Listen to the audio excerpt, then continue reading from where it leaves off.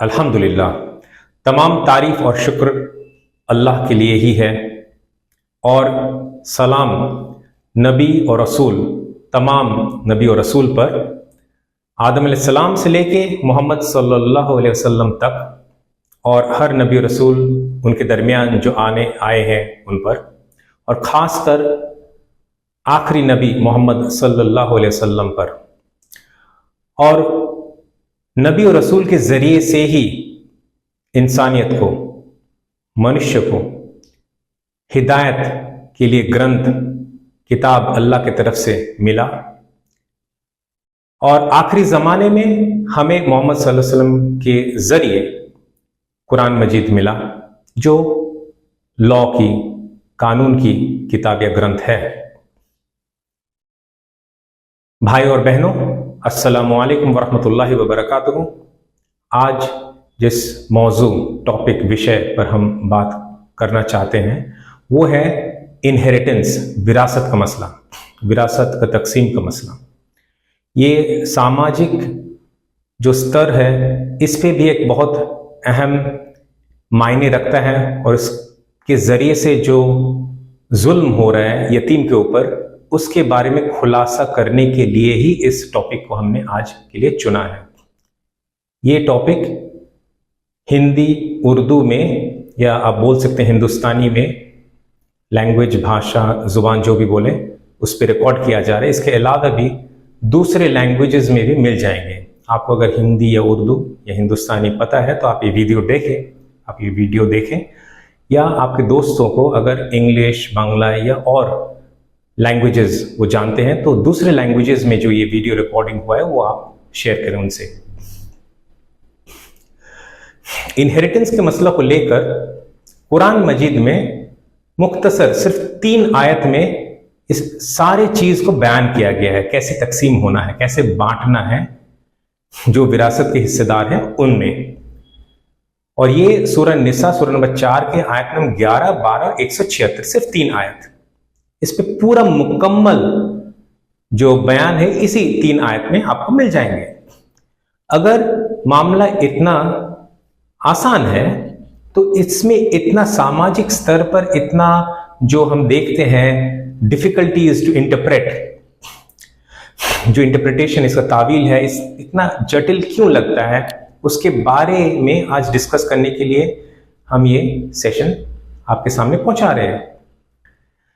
तो इसका वजह ये है, ये जो 3 आयत है इसमें तो आपको डिटेल्स मिल जाएगा तकसीम करने का, बांटने का, लॉज का, लेकिन इसका जो एक इंट्रोडक्शन है, भूमिका है, पस मंजर है, वो आप इसी सूरह में, सूरह निसा आयत सूरह नंबर 4 में ही आपको 1 से लेकर 10 तक पढ़ेंगे तो इसी में कॉन्टेक्स्ट आपको मिलेंगे। बिना कॉन्टेक्स्ट का कोई भी चीज समझना मुश्किल होता है, और अल्लाह सुब्हानहू तआला ने भी कॉन्टेक्स्ट के जरिए, एक इंट्रोडक्शन के जरिए, और इंट्रोडक्शन से पहले भी एक प्री इंट्रोडक्शन के जरिए हमें इसी चीज को समझाने के लिए यूज किया है।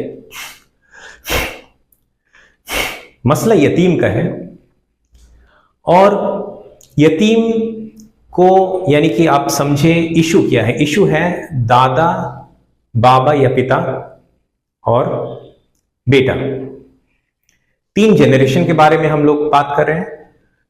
अगर वालिद या पिता या बाबा या बाप मर जाता है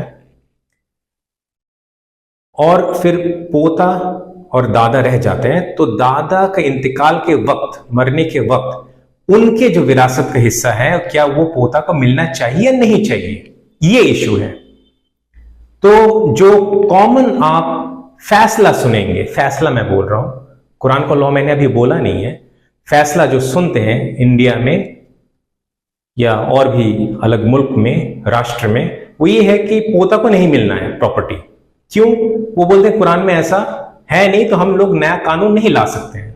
ठीक है भाई, देखते हैं कुरान में क्या लिखा है।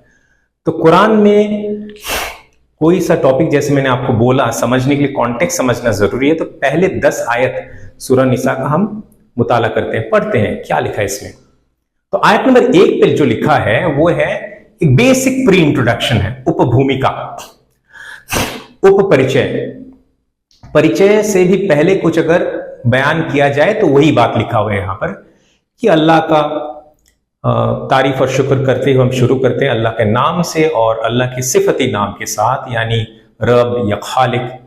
फिर अपने बाबा माँ की रेस्पेक्ट के बारे में जिक्र है, खास तौर पर माँ के बारे में जिक्र है पहले आयत में। दूसरी आयत में ऑर्फन या यतीम का पहला यूज आपको मिलेगा। ये 10 आयत में 5 बार जिक्र हुआ है, 1 या 2 बार नहीं, 5 बार जिक्र है सिर्फ 10 आयत में, पहले 10 आयत में सूरह निसा के। तो दूसरा आयत में पहली बार जब इंट्रोडक्शन किया जा रहा है इस टॉपिक को, तो पहला जो चीज बताया जा रहा है, हम तक पहुंचाया जा रहा है, वो है कि यतीम का हक मत मारो, उसका जो प्रॉपर्टी में या वेल्थ में या माल में जो हिस्सा बनता है वो खा ना जाओ। अगर वो खाओगे तो जो लफ्ज यूज किया है ना, गुनाह तो हम या पाप, कॉमन जो आसान हिंदी उर्दू हिंदुस्तानी ये सब लैंग्वेजेस हैं, इसमें आप तो पाप सुनेंगे या गुनाह सुनेंगे। ये तो एक ही लफ्ज हुआ, एक ही शब्द हुए। इससे हमें गहराई समझ में नहीं आती कि अरबिक लैंग्वेज में सिन या पाप या गुनाह का 20 अलग अलग शब्द हैं और अलग अलग शब्द का अलग अलग मात्रा है, अलग अलग स्पेसिफिक्स कुछ चीज हमारे सामने आता है इसके जरिए से। तो यहां पर जो लफ्ज यूज किया गया है, वर्ड यूज किया गया है, वो है हुबुन या हुबन। ठीक है, सिर्फ यहां तक नहीं, हुबुन कबीरन, यानी कि हुब हो गया जो आप हिंदी में बोलेंगे तो बड़ा पाप या बड़ा गुनाह, और कबीरन यानी कि बड़ा, यानी बड़ा गुनाह। अब ये अजीब लग सकता है सुनने में, लेकिन इसका मात्रा समझाया जा रहा है कि किस हद तक बड़ा गुनाह में हम मुलव्विस हो जाएंगे, इसमें जुड़ जाएंगे अगर यतीम का हिस्सा हम खा जाएं। तो यतीम का जो माल में हिस्सा बनता है उसे ना निगल जाओ, ना खा लो। ठीक है, वो उसका जो हिस्सा है उसको दो। तीसरी आयत में, आयत नंबर 3 में सूरह निसा, ये 2 था। तीसरी आयत में कहा जा रहा है यतीम के बारे में, लेकिन टॉपिक थोड़ा सा अलग हटके है। यहां पर मैरिज के मुतालिक, निकाह के मुतालिक, शादी के मुतालिक बात है, खास तौर पर लड़कियों के मुतालिक, यतीम लड़कियां। और फिर ये जो बात सुनते हैं ना हम लोग कि निकाह करो, इस्लाम में तो है निकाह 2, 3 या 4, वो ठीक है, लॉ एक जगह पर है, उसके बारे में बहस करेंगे, अभी तो लंबा हो जाएगा, अभी उस टॉपिक में हम लोग छेड़ते नहीं उसको अलग से हम लोग डिस्कस करेंगे किसी और लेक्चर में। ठीक है, तो वो कॉन्टेक्स्ट का जो सेट किया कुरान ने, वो यतीम लड़कियां के बारे में था कि मल्टीपल मैरिजेस जो है, एक से ज्यादा शादी का जो है, वो कॉन्टेक्स्ट वही था। अभी लॉ है ये नहीं, वो हम लोग जैसे बताया मैंने आपको अलग वीडियो में डिस्कस कर लेंगे। ये हो गया आयत नंबर 3। 4, 5 छोड़ के 6 नंबर पर यतीम का लफ्ज वापस से आ जाएगा। यहां पर इंटरेस्टिंग बात है, अभी तक 2 बार आ चुका है, एक बार इनहेरिटेंस और एक बार मैरिज के मुतालिक, एक बार विरासत के मुतालिक, एक बार शादी के मुतालिक। 6 नंबर आयत में, आयत नंबर 6 पर इस दोनों को जोड़ दिया गया है। ये जो आप ग्रेजुअल प्रोग्रेशन देख रहे हैं ना, ये इसका कोई मुकाबला नहीं हो सकता है। इससे साफ जाहिर होता है कि अल्लाह का कलाम है, ये मानव का रचना हो ही नहीं सकता है, इम्पॉसिबल, सवाल ही नहीं उठता ही होने का। तो जो भी है, आयत नंबर 6 पे जो लिखा है, अभी ये डिस्कशन शिफ्ट होके चला जाता है यतीम के ऊपर, लेकिन अभी लड़कियां नहीं, लड़कों के ऊपर। अब लड़कों, यतीम अगर शादी के लायक उम्र हो जाता है तो माल, उनका हिस्सा जो बनना था वो उसको दे दो, क्योंकि अभी उसको फैमिली चलाना है, वो शादी करेगा तो उसका खर्च आएगा। तो अभी वो अगर उस एज तक पहुंच जाता है तो फिर उसका हिस्सा दे दिया करो यतीम को। 6 आयत हो गया। आयत नंबर 7 पे जो लिखा है वो एक बेसिक इंट्रोडक्शन दिया जा रहा है कि आदमी हो या औरत हो, यानी कि जेंटलमैन हो या लेडी हो, मैन हो या वुमन हो, ठीक है, इनको तकसीम का जो हिस्सा अल्लाह जैसे बताए इस तरह से मिल जाना चाहिए। तो एक इंट्रोडक्शन हो गया, ठीक है। और हिस्सा कैसे मिलना है वो तो आयत नंबर 11, 12 और 176 में आगे हम लोग पढ़ेंगे ही। तो इस इंट्रोडक्शन के बाद आयत नंबर 8 पे यहां बहुत ही इंटरेस्टिंग सा एक बात बोला जा रहा है, बताया जा रहा है, यहां पर हम तक पहुंचाया जा रहा है। अल्लाह फरमाते हैं यहां पर, जिसका माना कुछ ये है कि जब ये वेल्थ या प्रॉपर्टी या माल का बांटना होना है, विरासत का तकसीम होना है, तो उसमें से जो लोग शामिल होंगे उसमें से 3 कैटेगरीज, 3 ग्रुप्स का जिक्र खास तौर पर है यहां पर, और वो है, तो अरबी में है अल-कुर्बा, यानी कि करीब के रिश्तेदार, ठीक है, करीब के रिश्तेदार एक तरह का कैटेगरी हो गया। दूसरा हो गया अल-यतामा, अरबी लफ्ज है, उर्दू या हिंदी भी इसी से मिलता जुलता लफ्ज आपको पता ही है, यतीम, तो यतीम का लफ्ज आ गया। और तीसरा लफ्ज जो है, वर्ड जो है, शब्द जो है, वो अल मसाकीन का है। अल मसाकीन, मिस्कीन, उर्दू में हिंदी में हम लोग बोलते हैं गरीब, गरीब। तो ये 3 शब्द आया 8 नंबर आयत पर। 9 नंबर पर एक जो ह्यूमैनिटी का बात होता है ना, वही आपके सामने रखा जा रहा है कि अगर सोचो कि तुम मर जाते और तुम्हारे बच्चे होते छोटे छोटे, उस पर कितना मुश्किलात आता, वो कितने मुश्किलात का सामना उनको करना पड़ता, ये सोचो।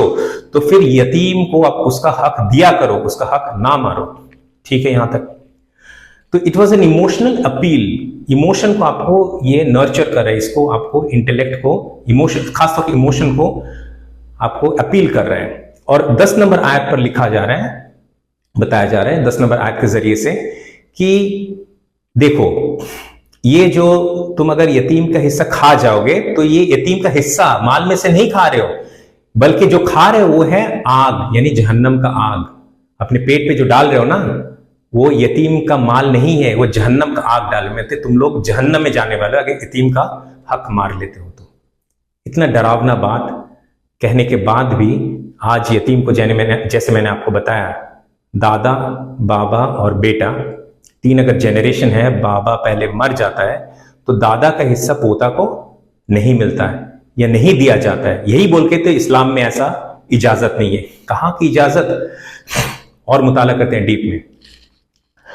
तो तकसीम कैसे होना है, मैंने क्या बताया था, आयत नंबर 11, 12, 176, इन 3 आयतों में इसका खुलासा या डिटेल्स आपको मिलेगा। तो यहां पर जो 4 कैटेगरीज में तकसीम होना है उसके बारे में जिक्र है। क्या है वो 4 कैटेगरीज? 1 नंबर, अपने औलाद, बच्चे, लड़का हो या लड़की, कोई फर्क नहीं पड़ता, दोनों को मिलेगा, अपने रेशियो पे मिलेगा। रेशियो अलग मसला है, वो बाद में डिस्कस करेंगे किसी और वीडियो में, ऐसा क्यों है। आज हम ओवरऑल सामाजिक स्तर पर ये इश्यू डिस्कस कर रहे हैं। दूसरा हो गया बाबा माँ, पिता माता, ठीक है, तो पेरेंट्स हो गया, 2 कैटेगरी आ गए, चिल्ड्रन, पेरेंट्स। तीसरा हो गया भाई बहन, सिबलिंग्स जैसे कहते हैं। चौथा आ गया स्पाउस, यानी हस्बैंड के लिए वाइफ या वाइफ के लिए हस्बैंड, यानी हस्बैंड मर जाता है तो वाइफ को भी प्रॉपर्टी मिलना है, वाइफ मर जाती है पहले तो हस्बैंड को भी उस प्रॉपर्टी से मिलना है कुछ, ठीक है। तो 4 कैटेगरीज में कैसे डिस्ट्रीब्यूट हो ये क्लियर किया जा रहा है, एकदम साफ साफ ये बताया जा रहा है। तो 4 कैटेगरीज फिर से मैं दोहरा देता हूं, चिल्ड्रन, बच्चे, पेरेंट्स, पिता माता, थर्ड हो गया भाई बहन, सिबलिंग्स, और फोर्थ हो गया स्पाउस, यानी कि हस्बैंड या वाइफ हो गया। अभी 4 कैटेगरी के बारे में जिक्र क्यों है कुरान मजीद में, ये सोचने वाली बात है। ये इसलिए है क्योंकि ये 4 कैटेगरी किसी भी ह्यूमन के लिए, मानव के लिए, मनुष्य के लिए, इंसान के लिए सबसे करीबी रिश्तेदार होते हैं ये 4 रिश्ता। यानी कि पहला तो बाबा माँ, एक हो गया कैटेगरी पेरेंट्स का, दूसरा हो गया बच्चे, चिल्ड्रन, सन डॉटर जो भी हो, तीसरा हो गया ब्रदर सिस्टर, भाई बहन, सिबलिंग्स, और चौथा हो गया स्पाउस। या ऑर्डर का हेरफेर आप कर सकते हैं, जब जन्म होता है आपका तो पिता माता रहते हैं, भाई बहन रह सकता है, फिर स्पाउस आता है जिंदगी में, तो फिर बच्चे आते हैं, तो ये ऑर्डर का कोई मसला नहीं है, ठीक है। कैटेगरी 4 ही है जिसके बारे में जिक्र है, और ये इसलिए है कि ये 4 सबसे करीबी रिश्तेदार हैं, बाकी के रिश्तेदार इससे थोड़ा हटकर, इससे थोड़ा दूर, ये 4 रिश्ता सबसे करीबी है। तो इसका तकसीम के बारे में जिक्र आया, बाकी का जिक्र एक्सप्लिसिटली, खुलासा इस तरह से नहीं किया गया, डिटेलिंग नहीं किया गया, ठीक है। वो आपको इसको समझाने के लिए मैं एक और चीज बताता हूं।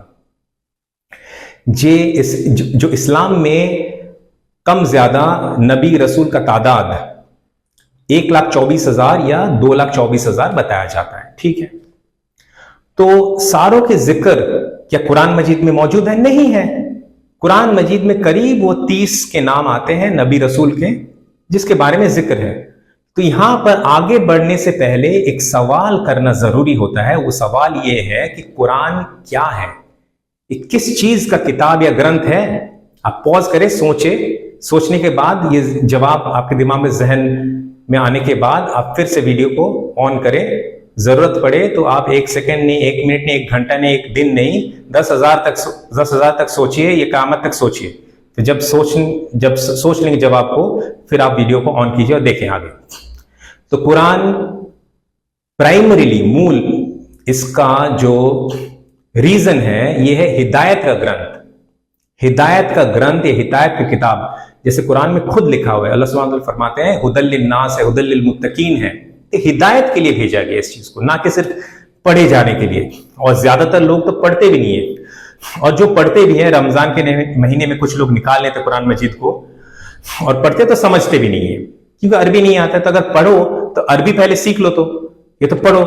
कोई सा और किताब के बारे में आप सुने कि वो लैंग्वेज आपको पता नहीं, भाषा आपको पता नहीं, जुबान आपको पता नहीं, आप पढ़े जा रहे हैं, किसी और की किताब के बारे में आप ऐसा नहीं सुनते। और जो सबसे अहम है इस जमाने के लिए, उसको आप ऐसा व्यवहार करें उसके साथ। क्या ही होना है ये पूरी इंसानियत का? कुछ नहीं होना है, वही हो रहा है, किसी को कुछ समझ नहीं आ रहा बात। तो ये हिदायत का ग्रंथ था, इसको समझना जरूरी था। अगर नहीं आता है अरबी, क्या करो फिर? तो कम से कम कोई अनुवाद, तर्जुमा तो उठा लो। हाँ, मुझे पता है अनुवाद में भी गलतियां हैं, लेकिन 90%, 95% तो सही है ना, उसको तो समझ लो पहले। और ये जो इश्यू है, ये तो बहुत साफ क्लियर सा इशू है, इसमें कोई कुटिलता जटिलता है ही नहीं, सिंपल सा इशू है। ये तो इशू है ही नहीं, ये तो क्लियर एक इंस्ट्रक्शन था, जो भी हम समझ नहीं पा रहे हैं। क्या हाल हो गया हमारा। तो इन्हीं आगे बढ़ते हैं। जिस तरह से हर कॉम्बिनेशन के बारे में, जैसे जिस तरीके से हर नबी रसूल के बारे में कुरान मजीद में ये वाकया का बयान नहीं हुआ है कि वो जरूरत नहीं था हिदायत की। हिदायत के लिए जो था वो है, वो तो हिस्ट्री की किताब बन जाती ना। और ये साइंस के हर उसूल को अगर डिस्क्राइब करना होता है, मैथमेटिक्स का हर उसूल को डिस्क्राइब करना होता है, तो साइंस या मैथमेटिक्स का किताब हो जाती है, या ज्योग्राफी का किताब हो जाती है। कुरान का तो पर्पस ये था ही नहीं। तो कुरान का जो पर्पस था, हिदायत का ग्रंथ या किताब, उसके लिए जो अहम अहकामात है, कानून है, लॉ है, वो सब कुछ बयान किया गया। और सिर्फ 3 आयत में पूरा सब कुछ कॉम्बिनेशन अगर बयान करना होता तो इसमें 30 आयत में नहीं, 300 में नहीं, शायद 3000 भी कम पड़ जाते, कि इतना सारा पॉसिबिलिटीज हो सकता था। तो वो पॉसिबिलिटीज को नहीं डिस्कस किया गया, एक लॉ बताया गया, सबसे करीबी रिश्तेदार के साथ क्या होना है, और फिर एक उसूल बताया गया। ये दोनों को मिला के आप निचोड़ एक्सट्रैक्ट करोगे, निकालना चाहोगे तो आप निकाल सकते हो फिक्र के जरिए। ये कोई मुश्किल काम नहीं है, कोई डिफिकल्ट काम नहीं है, ठीक है। ये उसूल को हमने समझ लिया। अब लॉ, चाहे इंडियन हो कहीं और का हो, वो क्या बोलता है? वो बोलता है कुरान में डायरेक्ट लिखा नहीं है कि दादा का प्रॉपर्टी पोता को मिलेगा, तो हम इसको अप्रूव नहीं कर सकते, हम नहीं बोल सकते हमको देना है। अरे भाई, नहीं देना है तो जहां पर 8 नंबर आयत पे मैंने बताया, ये अल कुरबा, अल यतामा, अल मसाकीनु, यानी करीबी रिश्तेदार, फिर यतीम, फिर गरीब। ये जो यतीम हो गए हैं बच्चे, बाबा के पहले इंतकाल हो जाने की वजह से, ये तो तीनों कैटेगरी के अंदर आते। एक नहीं, यतीम तो है ही, करीबी रिश्तेदार। कोई बोल सकते ये करीबी रिश्तेदार नहीं है, ये कोई बोल सकता है? आपका इंसानियत क्या बोलते हैं? मनुष्य, जो आप ह्यूमैनिटी की बात करते हैं, वो क्या बोलता है? तो करीबी रिश्तेदार है, उसके हक से उसको मिलना चाहिए। दूसरा, अगर कोई हुज्जत करे, अड़ जाए, बोले नहीं नहीं नहीं वो पता नहीं करीबी रिश्तेदार कौन, तो यतीम लफ्ज भी आ गया भाई। अरबिक में अल यतामा है, यतीम आपको समझ में भी आ रहा है कि उर्दू अरबिक से लिया गया यतीम, हिंदी भी। तो यतीम का लफ्ज क्लियरली बोला गया है, तो सेकंड हो गया। और इससे ज्यादा असहाय गरीब और कौन है, तो तीनों लफ्ज आ गया। अभी भी आप बोलेंगे कि नहीं, इसको तो नहीं मिलना चाहिए। ये आप इस्लाम को थोड़ी देर के लिए छोड़े, हाँ, कोई सा रिलीजियन, स्पिरिचुअलिटी सब दूर करें अभी थोड़ी देर के लिए डिस्कशन में, और इंसानियत के ये मात्रा में आप सोचे मिलना चाहिए नहीं। अगर इंसानियत के मात्रा में आप सोचेंगे तो हर कोई जवाब देगा कि हाँ बेशक मिलना चाहिए, इसमें कोई दो राय नहीं हो सकता है। तो अगर ये ऐसा ही है तो इस्लाम तो इंसानियत के सबसे बड़ा प्रतीक है, तो ये भला कैसे यतीम को, बेसहारा को अपने प्रॉपर्टी हक से दूर रखे? रखा भी नहीं।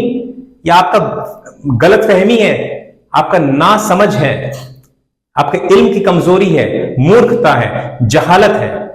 ठीक है, तो फिर से मैं पॉइंट पे आता हूं। जैसे मैंने कहा कि आज के ये टॉपिक इसलिए नहीं रिकॉर्डिंग किया जा रहा है कि हर जो सिचुएशन हो उसके बारे में बयान करें। वो तो सिचुएशन के हिसाब से हम लोग लॉ यानी कि आयत नंबर 11, 12, 176 और उसूल जो 1 से 10 में दिया गया, इसके बेसिस पे हर कुछ निकाल सकते हैं। हदीस है खुलासा करने के लिए। ठीक है, तो इसके बेसिस में ये क्लियर होता है। अगर कोई मुझे चैलेंज करते हैं कि एक्सप्लिसिटली एक वर्स दे दो, एक्सप्लिसिटली एक वर्स दिखा दो कुरान मजीद से, तो एक्सप्लिसिट ऐसा जो है ना, बदमाशी मत करो आप। एक्सप्लिसिट कुछ भी नहीं होता है। जो कानून है उसको मुकम्मल तौर पर पूरी तरीके से समझ के इससे निचोड़ निकाला जाता है। हर चीज के लिए यही उसूल, उसूल कभी बदलता नहीं है। उसूल भी अल्लाह दे रहे हैं, रूल भी अल्लाह दे रहे हैं, और वजह भी मैं समझा दिया हूं कि एनसाइक्लोपीडिया नहीं है ना, डिक्शनरी नहीं है कि हर सिचुएशन के बारे में डिस्कस करें। 4 करीबी रिश्तेदार के साथ क्या सुलूक है वो बता दिया गया। इसके अलावा भी किसके किसके साथ ये डिस्ट्रीब्यूशन होना है, प्रॉपर्टी का भाग होना है, बंटन होना है, ये भी डिस्ट्रीब्यूट कर दिया गया। और यतीम बाबा के मरने के बाद, पिता के मरने के बाद दादा का प्रॉपर्टी जो बच्चे को मिलना है, ये भी खुलासा कर दिया गया 3 लफ्ज से। जरूरत पड़े तो इस वीडियो को आप दोबारा देखें, क्योंकि बहुत कुछ मैं बयान कर रहा हूं और धीरे धीरे बयान कर रहा हूं, तो आपको समझ में, जरूरत पड़े तो दोबारा देखें, ताकि इसके जरिए से आपको 100% क्लैरिटी हो जाए और कोई भी आपको ये इसके बारे में बेवकूफ ना बना सके। तो अभी फिर ये आलिम फला ने ये बोला, जालिम ने ये बोला, वो सब बोल के ना खुद का टाइम बर्बाद करें, ना मेरा टाइम वेस्ट करें। इसके लिए मेरे पास टाइम नहीं है। अल्लाह जो कहते हैं मैंने साफ तौर पर बता दिया। अब ये बोर्ड क्या बता रहे हैं, वो इदारा क्या बता रहे हैं, ये रिलीजियस हो, पॉलिटिकल हो, सब कोई मतलब नहीं है। ठीक है, जो भी है, जिस कंट्री में भी है, जिस नेशन में भी है, जिस मुल्क में भी है, जिस राष्ट्र में, वो रहे अपने हिसाब से, हमें कोई लेना देना नहीं है। अल्लाह का कानून आप ये बताएं सुनने के बाद, ये इसके अलावा पहले तो ये इंसानियत के हक में है, ये खिलाफ में है, बताइए। पहले आप दिल पे हाथ रख के बोलिए, ये खिलाफ में है, ये हक में है। अगर हक में है और है भी यही बात, तो आप अल्लाह के खिलाफ जाने का साहस या दुस्साहस कैसे कर सकते हो किसी के बहकावे में आने पर? आप पढ़ो, समझो, और एक बार पढ़ेंगे समझेंगे तो पूरा खुलासा आपके सामने आ जाएगा, पूरा डिटेल्स आपके सामने आ जाएगा। रहा बात एग्जैक्ट डिस्ट्रीब्यूशन का, तो जैसे मैंने कहा, ये जो सिचुएशन होता है उसके बारे में आप सवाल कर सकते हैं, उसके बारे में हम विस्तार में बोलेंगे। लेकिन वो तो इशू नहीं है। तो सामाजिक स्तर पर जो यतीम बच्चों को नहीं दिया जा रहा हक, उसका तो सोल्यूशन या हल नहीं निकल रहा है इससे। तो उसको पहले हक दो। जहन्नम का आग अपने पेट में ना भरो। जो कड़ा अल्फाज है कुरान मजीद में, उस पर गौर कर लेंगे और उसूल पे गौर कर लेंगे, तो ये फालतू बात आप करेंगे नहीं। तो इसी बात से मैं समझता हूं कि मेरा बात मुकम्मल हो चुका होगा, आपको क्लियरली समझ में आ गया होगा। इसके आगे फालतू का इधर उधर का बात, भटके हुए बात ना करें। कुरान को पढ़े, समझे, इंसानियत की बात करें, और जो हक है वो जरूर से जरूर दें। इसी बात से ये वीडियो हम एंड कर रहे हैं, और अलग अलग मसले जो हैं उसके बारे में हम लोग आगे वीडियोस में बात करते रहे। जो इससे ज्यादा कॉम्प्लेक्स इश्यूज हैं, कुछ इश्यूज हैं जो हमारे जानकारी में आने के लिए थोड़ा और ज्यादा रिसर्च करना पड़ता है, तो आप लोगों की आसानी के लिए वो सब भी रखेंगे। लेकिन यहां तक इस इशू के लिए जो कोई इशू था भी नहीं, मैं समझता हूं कि मुझे जो बयान करना था मैं पूरा कर चुका हूं। इसी के साथ मैं ये लेक्चर सेशन खत्म करना चाहता हूं। वो आखिरुद्दावाना अनिल हम्दुलिल्लाहि रब्बिल आलमीन।